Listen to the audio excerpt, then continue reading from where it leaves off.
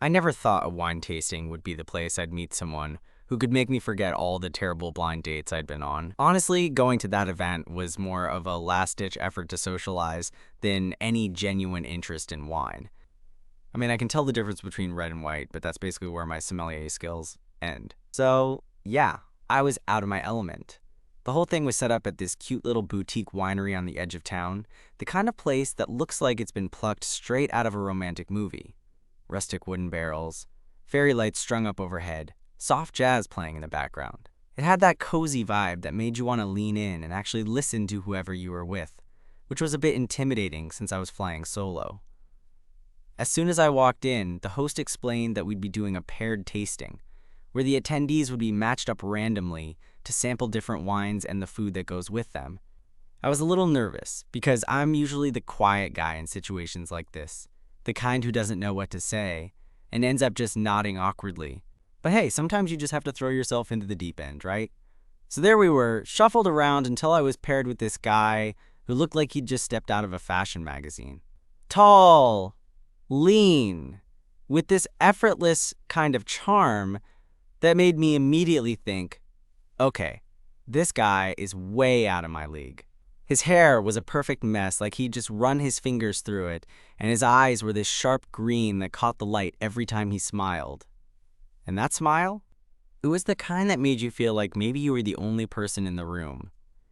We started with a crisp Sauvignon Blanc, and I could tell he knew his stuff right away. He talked about the hints of citrus and that subtle grassy note, stuff that went way over my head but somehow made me want to learn more.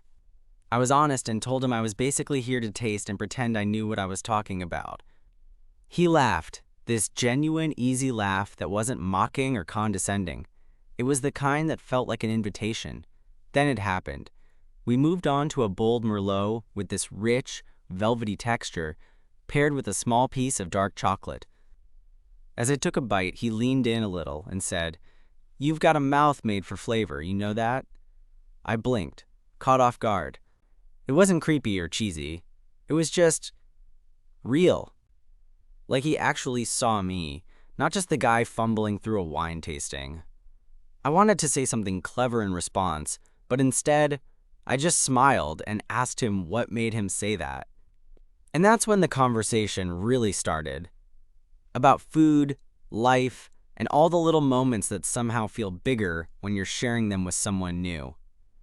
At that point, I had no idea how much that night was going to change things, but I did know one thing.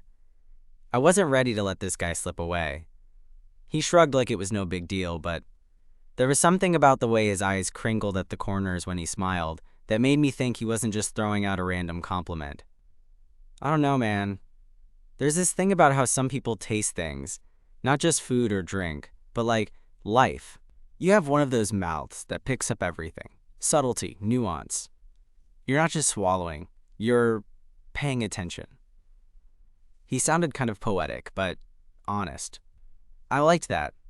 I realized we'd moved past the wine notes and pairings without even noticing. We were just talking, which is rare for me at events like this. Usually, I'm the quiet guy standing in the corner, clutching my glass, and hoping no one expects me to make conversation. But with him, it was easy. Effortless, even.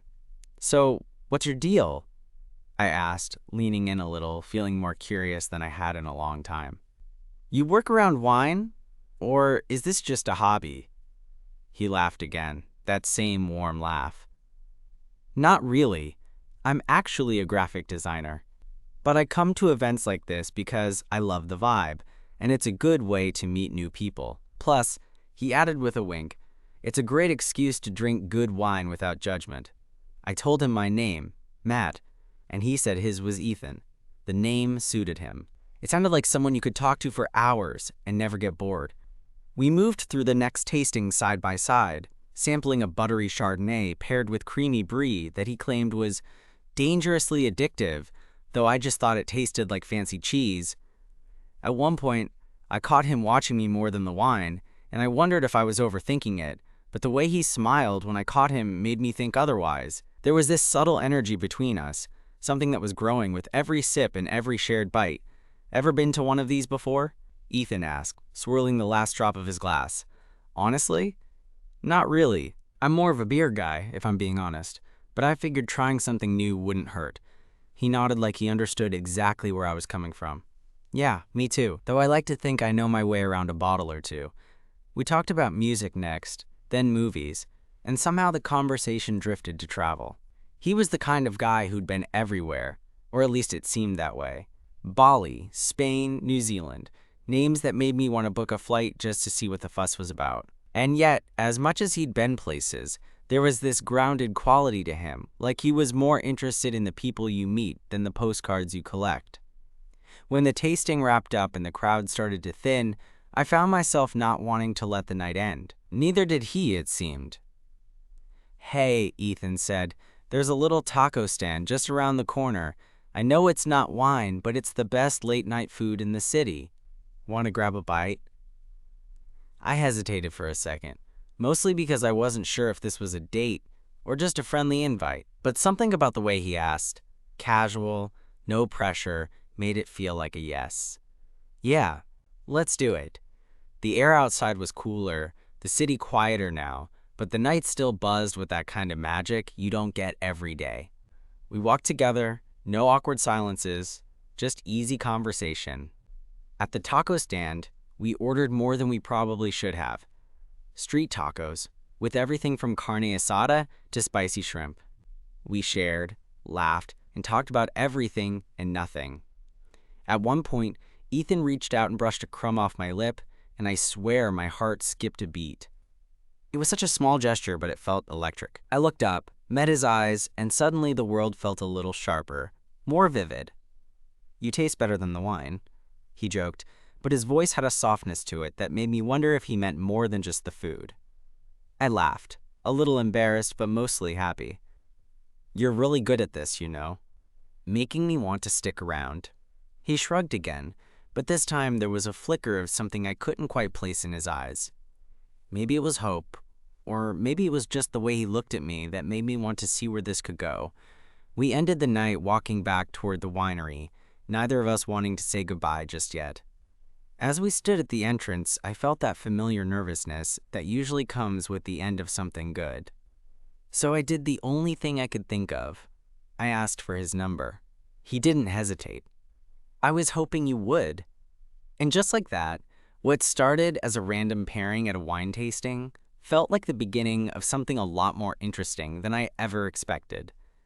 After I saved his number in my phone, we lingered there awkwardly for a second, neither of us quite ready to part ways. Ethan had this easygoing vibe that made goodbyes feel like a pause rather than an end, so he suggested grabbing coffee sometime soon. I agreed before I could overthink it because honestly, I wanted to see him again. Soon. The next few days felt like a weird mix of excitement and nerves. I caught myself checking my phone more times than I'd like to admit, hoping for a message from him. Then one evening, just as I was about to call it a night, my phone buzzed. "Still thinking about that Merlot and chocolate combo? I know a place that does it even better. Interested?" I smiled at the screen, fingers already typing back, "Only if you're buying." That's how it started, our little wine and food experiment, but it quickly became so much more than that.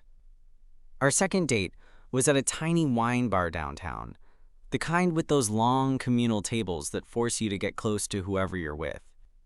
Ethan had this way of making me feel like the only person in the room. We talked about everything. Our childhoods, our messed up family dinners, the weird things we both liked but rarely admitted to anyone else. He told me about growing up in a small town where being openly gay wasn't exactly welcomed, and how moving to the city had been like breathing for the first time. I shared my own story, how I'd spent years trying to fit into a mold that just wasn't me, burying parts of myself because I was scared. Somehow, in that low-lit bar surrounded by strangers, I felt safe enough to be honest. There was a moment when Ethan reached across the table and brushed a stray strand of hair behind my ear. It was so tender and unforced. It made my stomach flip. I caught his gaze, and there was this warmth there, this quiet understanding that said, "I see you." After that night, we started spending more time together. Sometimes it was wine tastings, sometimes just grabbing dinner or wandering through the city's little art galleries. Ethan had this infectious curiosity about the world that made me want to see everything through his eyes. And every time we were together, the space between us seemed to shrink, like we were closing the gap that had kept me from feeling connected for so long. One Saturday, we took a day trip out to a vineyard about an hour outside the city. It was early fall, and the leaves were turning all these shades of orange and red. The air was crisp, and the landscape stretched out in rolling hills that looked like something out of a postcard. We walked through the rows of grapevines, talking about the harvest and the art of winemaking, but mostly just enjoying the quiet. At one point, Ethan stopped and turned to me, his face serious but soft. "You know," he said, "I wasn't sure what to expect the night we met, but I'm really glad you were paired with me." I felt my cheeks warm. "Me too." Then, without warning, he leaned in and kissed me. It was gentle and slow, like he was savoring the moment as much as the wine we'd tasted that day. When we pulled apart, I could still feel the electricity buzzing between us. "See?" he whispered, smiling. "Told you you had a mouth made for flavor." I laughed, shaking my head. But honestly, it was one of the best compliments I'd ever received. Things weren't perfect, of course. There were moments when I caught myself doubting, wondering if this was too good to be true, or if I was just fooling myself. Ethan had his own battles, his past, the scars he didn't always talk about. But we were patient with each other. We shared the awkward, the messy, and the beautiful. I remember one night, sitting on his couch after a bottle of Pinot Noir, when we started talking about what we wanted from life. I told him I never thought I'd find someone who really got me, who made me feel like I could be myself without holding back. He reached over, took my hand in his, and said, "You don't have to be anyone else but you, and I'm here for it." That moment stuck with me because it wasn't flashy or dramatic. It was just real. The kind of truth you don't find on the first date, or in a cute text message. It's the quiet stuff, the everyday acceptance that builds something lasting. Looking back, I never expected a random pairing at a wine tasting to turn into this. But sometimes, the best things happen when you least expect them, when you're willing to take a chance, to taste a little bitterness along with the sweetness. And honestly, I can't wait to see what the next pour brings. A few weeks after that vineyard trip, things between Ethan and me had settled into this comfortable rhythm I didn't know I could have with anyone. We weren't rushing or trying to fit into some perfect version of a relationship. Instead, it was more like we were building something brick by brick, conversation by conversation, glass by glass. One Friday night, he invited me over to his place for dinner. Nothing fancy, just him cooking and us sharing a bottle of wine we'd picked up from that tiny shop we both loved. I was buzzed on anticipation and a little nervous, not because I was unsure about him, but because this felt different. Like, I wasn't just hanging out, I was showing up for something real. Ethan was in the kitchen when I got there, humming softly to some indie song playing on the speaker. His hair was pushed back, and he had that focused look on his face when he was cooking, the one that made me want to pause time just to watch him.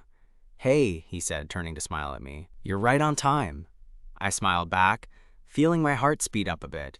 Would have hated to keep the chef waiting.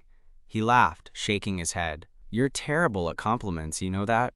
We opened the wine and settled on the couch with glasses in hand, the smell of garlic and herbs drifting from the kitchen. I reached out and took his hand, feeling the warmth of his skin, the way his fingers intertwined with mine naturally. So I started, trying to sound casual but failing miserably. "What's the secret? How do you make it look so easy?" He raised an eyebrow, then grinned. "You mean cooking or life?" "Both," I said, leaning in a little. He shrugged. "Honestly, I don't know if I have it figured out. I just try to pay attention. Like you said, that mouth made for flavor thing. The world's full of little details, and sometimes if you slow down, you catch them."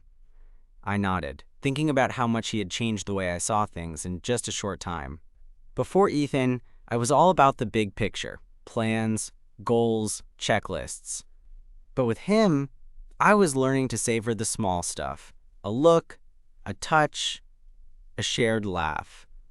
Dinner was delicious, simple but perfect. We ate, drank, and talked late into the night. The kind of conversation that makes you lose track of time. When the wine ran low, Ethan pulled a bottle of port out of the back of his cabinet. Something he said was a little gem he'd been saving. We sipped in comfortable silence for a while. Then he looked at me seriously. "Matt, I know we haven't been seeing each other that long, but I feel like this is something I want to see through. You know, not just the excitement of the start, but whatever's after." My chest tightened. I wanted to believe him with every fiber of my being, but I also knew how easy it was to say things and how much harder it was to follow through. "I feel the same," I said quietly. More than I ever thought I could. That night, when I left his apartment, the city felt different. Not just a backdrop, but something alive, full of possibility. I kept replaying his words in my head like a mantra. But life has this way of testing you when you least expect it. A couple of days later, I got a call from my brother, out of breath and sounding serious. "Matt, you need to come home. Dad's in the hospital." My heart dropped. My dad and I didn't exactly have the kind of relationship that made me want to rush to his side. But family stuff is complicated. I told Ethan what was happening, and without hesitation, he offered to come with me. The hospital was cold and sterile, a glaring contrast to the warmth I'd been feeling with Ethan. My dad was in a bed, looking smaller and more fragile than I remembered. The hours stretched, filled with whispered conversations, nurses bustling in and out, and that heavy, unspoken tension families carry when things are uncertain. Ethan stayed by my side the whole time. He held my hand when I was lost in memories, didn't say much, but just being there was enough. At one point, I caught him watching me with this quiet concern that made me realize how much I needed him, not just as a boyfriend, but as something solid in the chaos. After what felt like an eternity, the doctor came in with news. My dad was stable but needed surgery. It was the first real relief I'd felt in days. Ethan squeezed my hand and said, "We'll get through it, together." Those words stuck with me, because for once, I didn't feel like I was alone in carrying the weight. In the days that followed, between hospital visits and juggling work, Ethan became my anchor. We shared late-night texts when I couldn't be with him, and when I finally got a moment to breathe, he was there with a comforting smile and a hug that felt like home. One night, after a particularly long day, I admitted to him how scared I was, not just about my dad, but about everything. The uncertainty, the what-ifs. Ethan didn't try to fix it or offer empty reassurances. Instead, he just said, "It's okay to be scared, but you're not alone." That was the moment I realized how deep this had gotten. It wasn't just about wine or first kisses anymore. It was about two people deciding to face the messy, unpredictable parts of life together. And honestly, that scared me almost as much as it thrilled me. But with Ethan, I was willing to try. The night after that long talk, I found myself lying awake in bed, staring at the ceiling and thinking about everything that had happened in the last few weeks. It felt like my life had shifted on some invisible axis, and for once, I kind of liked the direction it was turning. But with all the changes, there was still that familiar knot of uncertainty twisting in my gut. Was I ready to let someone in this deeply? To trust that they'd stick around through the messy parts? Before I could spiral too much, my phone buzzed. It was a message from Ethan. "Thinking of you. Want to come over tomorrow? I'll make pancakes." I smiled so hard I probably looked ridiculous. Pancakes were his signature move, and honestly, any excuse to see him was good enough for me. I texted back, "Count me in." The next morning, I showed up at Ethan's place, a little bleary-eyed but smiling. He greeted me at the door, wearing one of those soft, oversized sweaters and a messy bun that made him look like he just rolled out of bed, which, knowing him, was probably true. The smell of coffee and something sweet filled the air. In the kitchen, he was already flipping pancakes with that focused look he got when he was in his element. "Morning, sleepyhead," he said, flashing that grin that made my heart skip.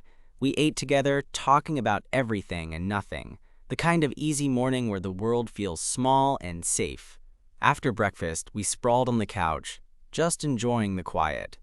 That's when Ethan reached over and brushed a strand of hair from my face again. It was such a small gesture, but it sent sparks through me like the first time. "You know," he said softly, "I don't think I've ever met someone who's as good at showing up as you are, even when things get messy." I swallowed hard, feeling the weight of those words. "I'm still figuring that part out." He smiled gently. "We're both figuring it out. together. That day I realized that this being with him wasn't about perfection. It was about choosing each other, day after day, through the highs and lows. But life, as it always does, didn't wait for us to get comfortable. About a week later, I got a call from my mom. She sounded worried, a little shaky. "Matt, your dad's been asking for you. He wants to talk." This was new. My dad wasn't someone who opened up easily, especially not to me. I felt that familiar rush of nerves, but also something else, a quiet hope. I told Ethan what was going on, and without hesitation, he said, "I'll come with you." When we got to the hospital, my dad was awake, sitting up in bed with that tired but steady look he always had when he was trying to be strong. I pulled up a chair beside him, feeling the awkwardness in the air. It wasn't easy finding the right words after years of silence, but I started with something simple. "Hey, Dad." He looked at me, eyes a little watery. "Hey, Matt. I wanted to say I'm sorry for everything." I blinked, caught off guard. "What do you mean?" "For not being there, for the way I treated you." I was scared, and I didn't know how to be the dad you needed. I didn't know what to say at first. The resentment and pain were still there, but so was this fragile, real moment of connection. "It's okay," I finally said, and I meant it. "I'm here now." Ethan stood nearby, watching quietly, and when my dad reached out a tentative hand, Ethan gently squeezed mine. That simple touch grounded me. In the days that followed, my dad and I started having small conversations. Nothing dramatic, just little steps toward understanding. It was uncomfortable and slow, but real. I saw a side of him I hadn't before, and I felt like maybe, just maybe, we could rewrite some of our story. Through it all, Ethan was my steady constant. When I had doubts, he listened. When I needed space, he gave it. And when I finally told him about the family stuff, the good and the bad, he held me close and said, "Thank you for trusting me." One evening, months later, we were sitting on his balcony, the city lights twinkling around us. I took a sip of the wine he'd picked out for us and looked over at him. "Remember that first night when you said I had a mouth made for flavor?" He laughed, eyes sparkling. "How could I forget?" "Well," I said, "I think that mouth has learned a thing or two since then, about more than just wine." He reached out, took my hand, and squeezed it gently. Me too. In that quiet moment, I realized that sometimes the best flavors aren't the ones in a glass. They're the ones you find in the people who see you, who challenge you, and who choose you every day. And for the first time in a long time, I felt like I was exactly where I was supposed to be. That night on Ethan's balcony stayed with me for days. The way the city lights flickered below us, the warmth of his hand in mine, and the quiet certainty I felt sitting beside him. But as much as I wanted to savor that feeling, life has a way of shaking things up when you least expect it. A couple of weeks later, I got the kind of call you never want to get.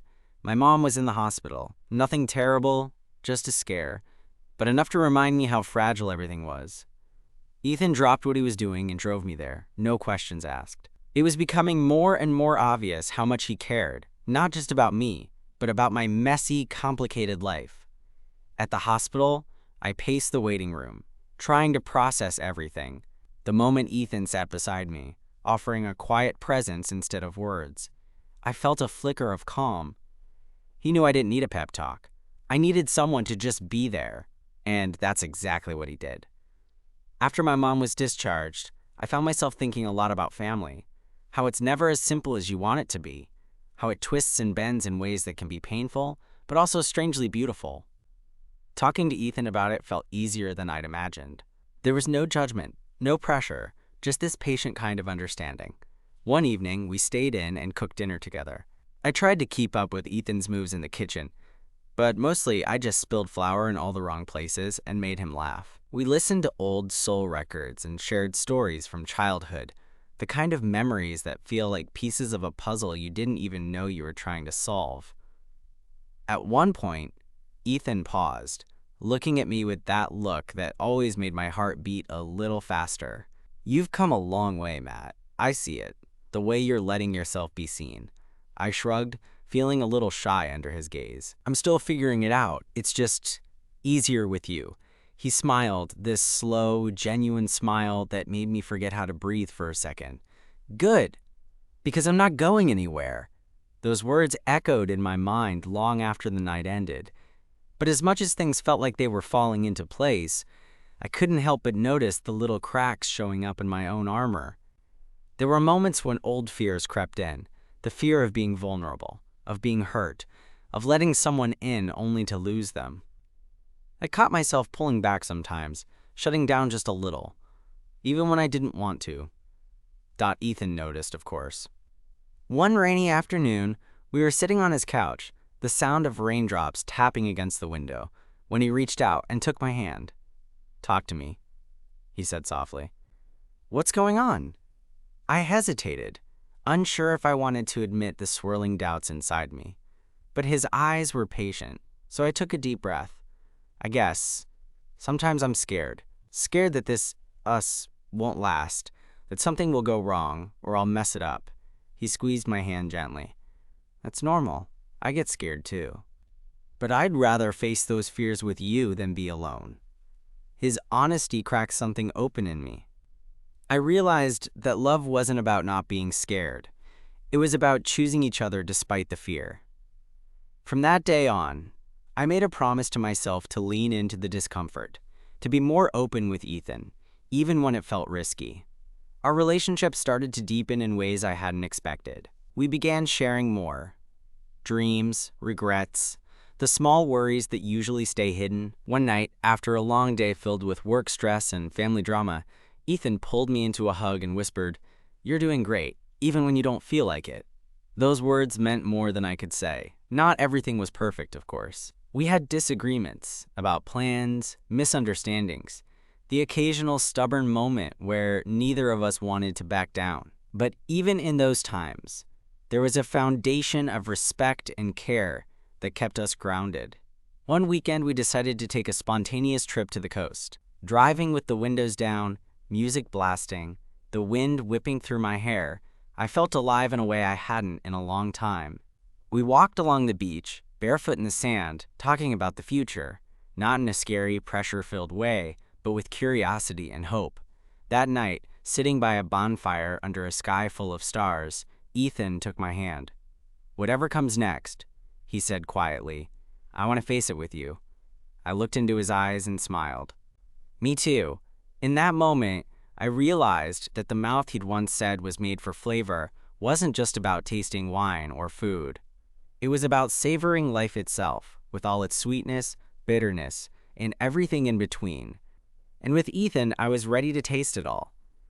Months had passed since that night on the beach, and if I had to sum up where we were now, I'd say it felt like coming home. Not the perfect, picture book kind of home, but the one that's messy and real and full of laughter and patience and all the little things that make a relationship more than just two people sharing time. One Saturday afternoon, Ethan and I found ourselves back at that same boutique winery where it all began, the place that sparked this whole journey. The air was warm, and the faint hum of conversation mixed with the clinking of glasses felt comforting. We settled into our favorite corner table, the one with the worn wooden surface that had seen so many stories unfold.